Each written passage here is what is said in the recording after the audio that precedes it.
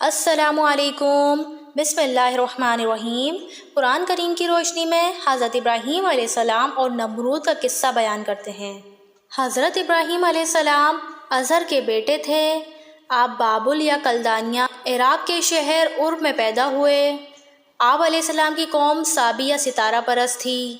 تمام حوادث عالم کو براہ راست انہی کی تاثرات کا نتیجہ سمجھتے تھے۔ زحل، مشتری، عطارد وغیرہ ہر ستارے کے نام پر علیحدہ علیحدہ مندر بنا رکھے تھے۔ وہ لوگ ان مندروں میں جاتے اور اس کے مخصوص آداب و رسوم کے مطابق اس کی پوجا پاٹ کرتے۔ مثلاً صحت و تندرستی درکار ہوتی تو مشتری کے مندر میں جاتے، دشمن کی ہلاکت و بربادی مقصود ہوتی تو زحل کے مندر میں۔ ستاروں کے علاوہ بادشاہ کو بھی صاحب اقتدار سمجھتے تھے اور کائنات میں ہر قسم کے تصورات کا مالک و مختار سمجھتے تھے، اس لیے ستاروں کی طرح اس کی بھی پوجا کرتے اور اس کے ہر حکم کو واجب التعمیل سمجھتے۔ حضرت ابراہیم علیہ السلام کے زمانے کے بادشاہ کا لقب نمرود تھا۔ حضرت ابراہیم علیہ السلام نے آنکھ کھولی تو ہر طرف یہی مشرکانہ ماحول نظر آیا، بلکہ باپ چونکہ بت ساز تھا اور بت فروش بھی تھا، اس لیے گھر بتوں سے بھرا پڑا تھا۔ مگر اللہ تعالیٰ نے حضرت ابراہیم علیہ السلام کو بچپن ہی سے عقل و سلیم اور فطرت راشدہ عطا کی تھی۔ سورہ انبیاء آیت نمبر 5 میں فرمایا گیا ہے، اور ہم نے ابراہیم کو پہلے ہی بچپن ہی سے وہ ہدایت عطا کی تھی جو ان کے لائق تھی، اور ہم ان کی استعداد و اہلیت کو جانتے تھے۔ حضرت ابراہیم علیہ السلام نے اپنے باپ اور اپنی قوم کو مخاطب کر کے کہا، یہ مورتیاں کیا ہیں جن کے آگے تم جھکے بیٹھے ہو؟ خود ہی ان کو گڑھتے ہو اور پھر انہی کے آگے سر جھکا دیتے ہو۔ انہوں نے جواب دیا، اور تو ہم کچھ جانتے نہیں، مگر سب سے بڑی دلیل بت پرستی کی سچائی کی یہ ہے کہ ہم نے اپنے بزرگوں کو ان کی پوجا کرتے پایا ہے۔ بھلا ان جیسے عقل اور سمجھ اور تجربے والے لوگ کہیں غلط کام کر سکتے ہیں؟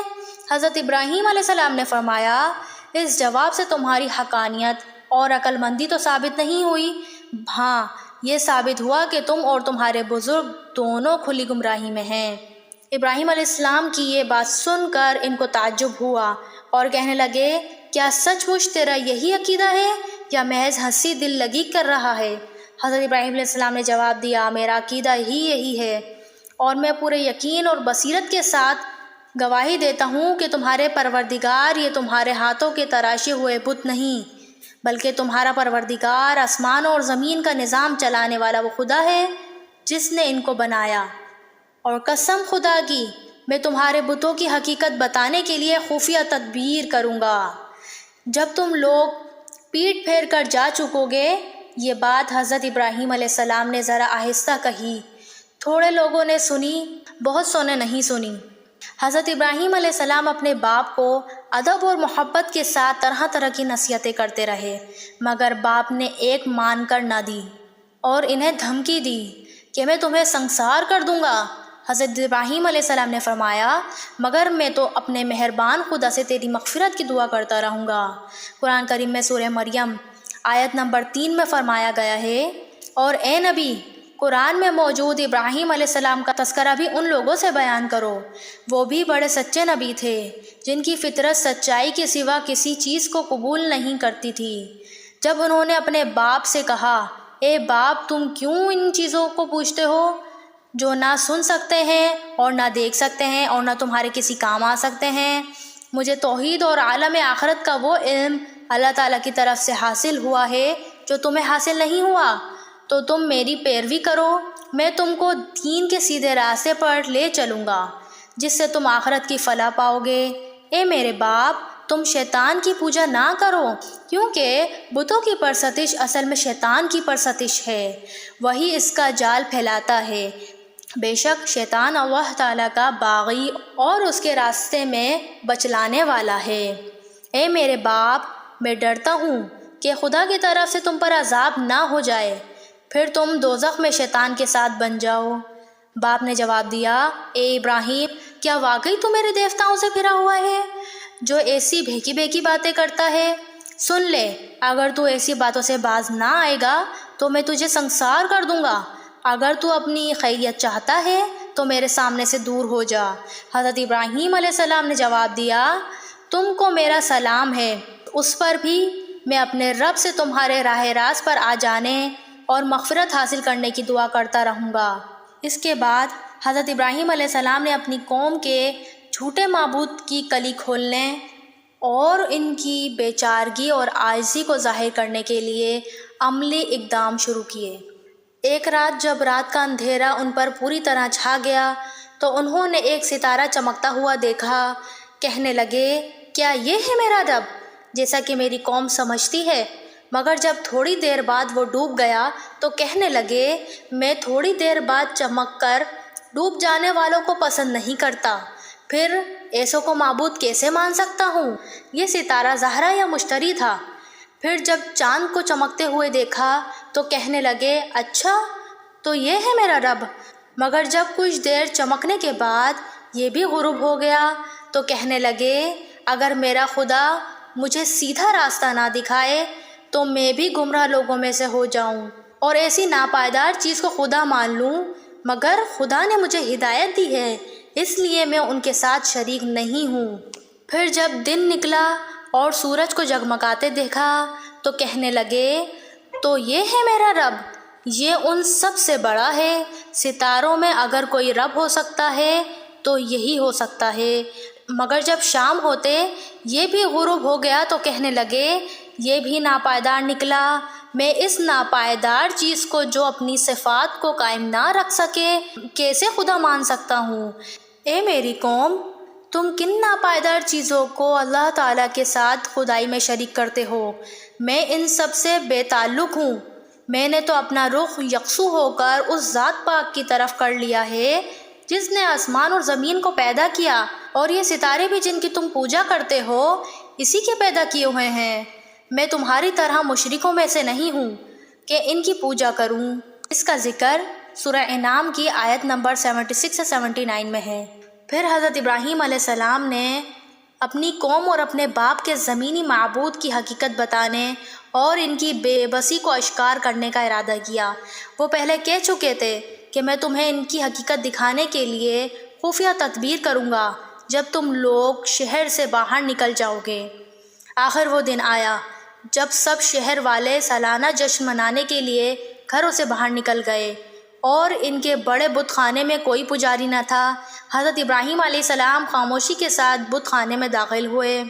حضرت ابراہیم علیہ السلام نے ایک ہتھوڑا لے کر ان بتوں کو ٹکڑے ٹکڑے کر دیا، مگر ان کے بڑے بت کو رہنے دیا اور اس ہتھوڑے کو ان کی گردن میں لٹکا دیا تاکہ وہ اس کی طرف رجوع کریں، یعنی ان کا خیال اس کی طرف جائے۔ یہ لوگ اپنی عید کے جشن سے فارغ ہو کر شہر واپس آئے اور بت خانے پہنچے تو یہ منظر دیکھ کر آپس میں کہنے لگے، ہمارے معبود کے ساتھ یہ گستاخی کس نے کی ہے؟ بے شک وہ ظالموں میں سے ہے۔ کچھ لوگوں نے کہا، ایک نوجوان جس کو ابراہیم کے نام سے پکارا جاتا ہے، اس کو ہم نے برائی کے ساتھ ان کا تذکرہ کرتے سنا ہے۔ یہ وہی لوگ ہیں جنہوں نے ابراہیم علیہ السلام کے مذکورہ بالا الفاظ سن لیے تھے۔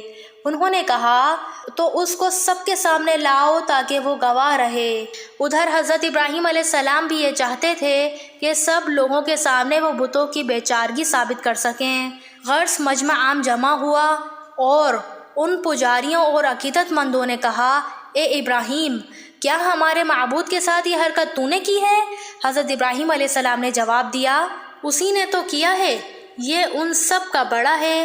قرینہ یہ ہے کہ اسی نے یہ حرکت کی ہوگی۔ ان بتوں سے ہی پوچھو اگر یہ بول سکتے ہیں۔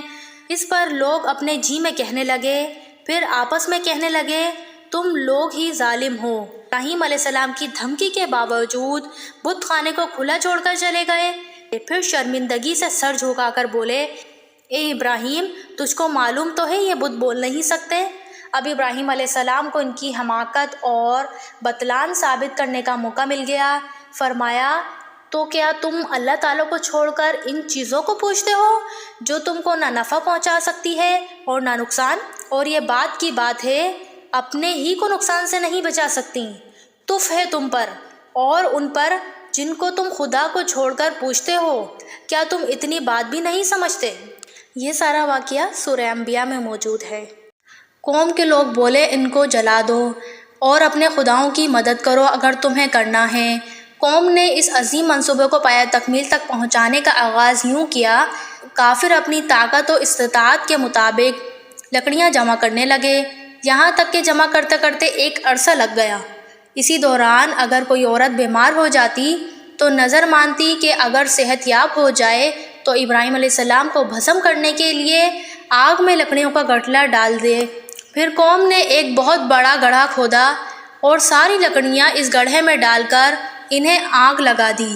آگ بھڑکنے لگی اور اس کے شعلے آسمان سے باتیں کرنے لگے۔ آگ کے انگاروں کی بلندی کا عالم یہ تھا کہ روئے زمین پر ایسی آگ کبھی نہ دیکھی گئی۔ اب حضرت ابراہیم علیہ السلام کو اس میں اٹھا کر ڈالنے کا مسئلہ تھا، چنانچہ اس کے لیے انہوں نے ایک منجنیق تیار کیا۔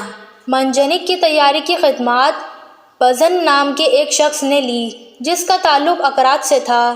روئے زمین میں یہ پہلا شخص تھا جس نے منجنیق تیار کی۔ اللہ تعالیٰ نے اسے زمین کے اندر دھسا دیا اور قیامت تک اسی طرح تسلسل کے ساتھ زمین میں دھستا ہی چلا جائے گا۔ پھر ان کافر لوگوں نے حضرت ابراہیم علیہ السلام کی مشقیں کس دیں۔ اس دوران حضرت ابراہیم علیہ السلام ان کلمات کو اپنی زبان سے ادا فرماتے رہے: لا الہ الا انت لک الحمد ولک الملک ولا شریک لک۔ جب ابراہیم کی مشقیں کس کے منجنیق میں ڈال دیا تو سب نے مل کر حضرت ابراہیم کو اٹھا کر آگ میں پھینک دیا۔ جب حضرت ابراہیم علیہ السلام نے کہا حسبنا اللہ ونعم الوکیل، بعض سلف صالحین نے ذکر کیا کہ حضرت ابراہیم علیہ السلام ابھی آگ تک نہ پہنچے تھے، ہوا میں ہی معلق تھے۔ حضرت جبرائیل امین علیہ السلام نے آ کر عرض کی کہ میرے لائق کوئی خدمت ہو تو فرمائیں۔ آپ نے فرمایا مجھے تمہاری طرف سے کوئی ضرورت نہیں۔ ارشاد الہی ہے، ہم نے کہا اے آگ ہو جا ٹھنڈی اور سلامتی ابراہیم پر۔ مولا علی مشکل کشا رضی اللہ تعالیٰ عنہ فرماتے ہیں کہ مراد تھا کہ ایسی سلامتی والی ہو جا کہ بالکل بے زر بن جا۔ سعدی علی رحمۃ اللہ علیہ فرماتے ہیں کہ سایہ کرنے والا فرشتہ بھی سائے کی طرح آپ کے ساتھ تھا۔ گھڑے کی مضافات میں ایک ایک میل تک آگ ہی آگ تھی۔ حضرت ابراہیم علیہ السلام اس میں سرسبز و شاداب گلشن میں تشریف فرما تھے۔ لوگ اس عجیب منظر کو دیکھ رہے تھے، نہ تو لوگ وہاں پہنچنے پر قادر تھے اور نہ ہی حضرت ابراہیم علیہ السلام ان کے پاس آ رہے تھے۔ حضرت ابو ہریرہ رضی اللہ تعالیٰ عنہ سے روایت ہے کہ سب سے بہترین کلمہ آپ کے والد کا وہ تھا جو انہوں نے اپنے بیٹے کو آگ کے شروں میں محفوظ و معمون دیکھ کر کہا تھا کہ اے ابراہیم تیرا رب بہترین پروردگار ہے۔ حضرت اکرمہ رضی اللہ تعالیٰ عنہ فرماتے ہیں کہ ابراہیم علیہ السلام کی والدہ محترمہ نے جب آگ کے آسمان بوس شعلوں کو گل و گلزار بنتے ہوئے دیکھا تو پکارنے لگیں، اے میرے لخت جگر، اے میرے نور نظر، میں تیرے پاس آنا چاہتی ہوں۔ اللہ تعالیٰ کے حضور دعا کر کہ وہ بھی مجھے آگ کی تپش سے محفوظ کر لے۔ آپ نے فرمایا آ جائیں۔ والدہ چل پڑی، انہیں بھی آگ نے چھوا تک نہیں۔ جب قریب پہنچی تو بیٹے کو گلے لگا لیا، پیشانی کو چوما، پھر واپس پلٹ آئیں۔ حضرت ام شریک رضی اللہ تعالیٰ عنہ سے روایت ہے کہ رسول اکرم صلی اللہ علیہ وسلم نے گرگٹ کے مارنے کا حکم دیا کہ یہ حضرت ابراہیم علیہ السلام کے لیے جلائے جانے والی آگ پر پھونکے مارتا تھا۔